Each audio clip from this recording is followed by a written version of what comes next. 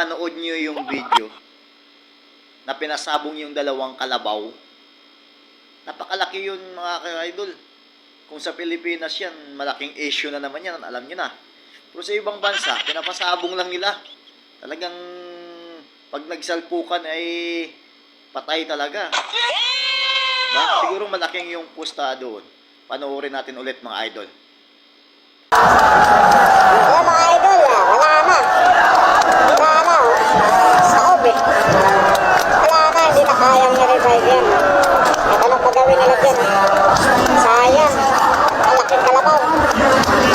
Ano, i-revive pa nila. Yan. Yung isa yun, ano nila, i-revive, baka mabuhay pa. Wala na mga idol, wala na. Hindi na kaya. Hindi na kaya.